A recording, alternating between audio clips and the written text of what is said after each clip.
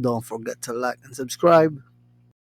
Hi guys, so this is the episode 9 of HTML tutorial in Tagalog and English. So today we'll be talking about iframe. So ano nga ba ang iframe? So ang iframe ay isang element that you can embed on your website, like may uh, website ka sa kabila tapos gusto mong i-view sa website na ginawa mo. So yung source niya i-add mo lang sa iframe para makita ng iba, para makita ng mga users mo. Or you can do games, embed, or YouTube videos, or even videos from other sources. So let's see it in action. So let's open up our VS Code. And then we will be using the index.html. So I think I'm gonna close this one because hindi siya pwedeng kumana sa preview natin. So let's just remove the body content and then open natin um, yung file mismo tapos let's open up in incognito. Pwede ba? Show more options. You know what? Let me just open another browser and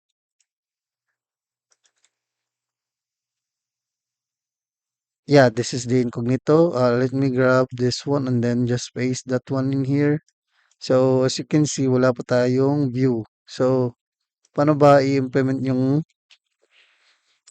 by just typing iframe and its self-closing tag, or you can add some informations in here. So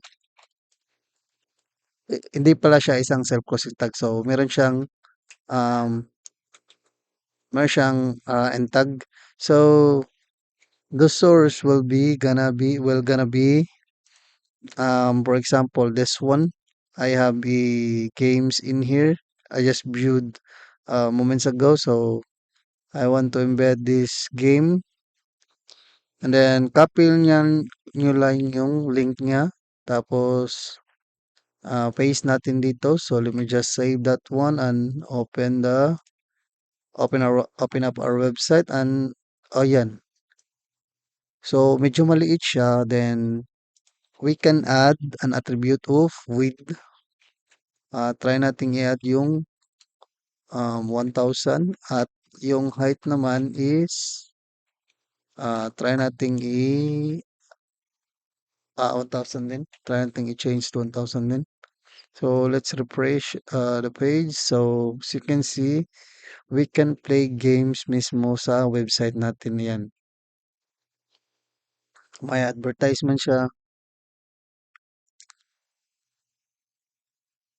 Pwede ding website ng kahit kanino. Try natin sa Yahoo. Ayan, Yahoo. While that's ongoing, ayan, pwede ka na mag-play sa website mo ng games.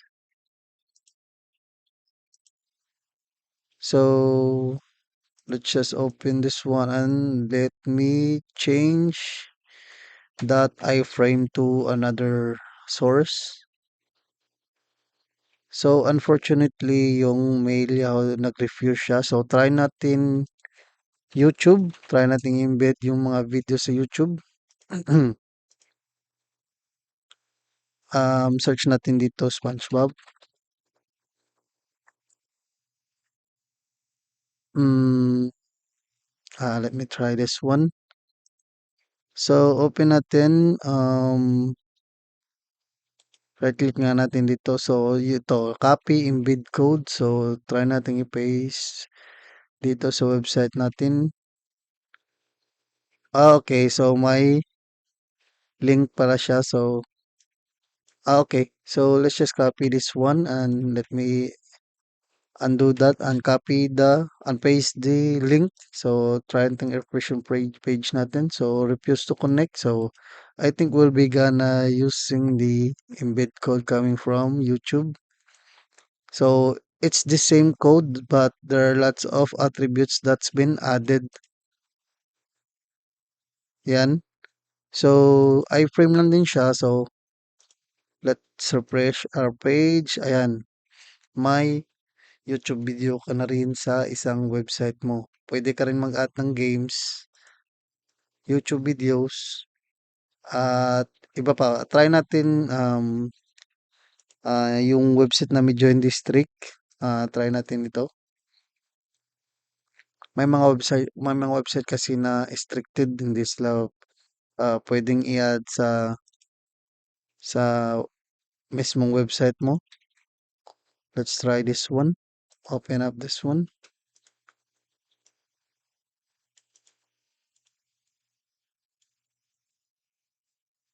Refresh lang yung page. So, nag-refuse yung Reddit. Try natin i-search yung embed website.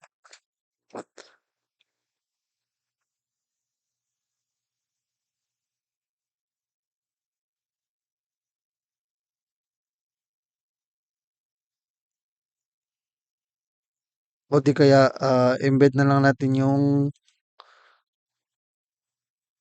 copy path. Then, ayan, yung about page natin, try natin i-embed. Ayun, as you can see, this is coming from the about page. So, tables, first name, ayan. Pwede mong i-embed kahit na ano, basta hindi lang strictly gaya ng website mo, yung videos, yung games, ganyan. And I think that's it for the iframe. Thank you for watching, guys. Don't forget to like, subscribe, and share our videos. Kita-kits sa next video. Thank you.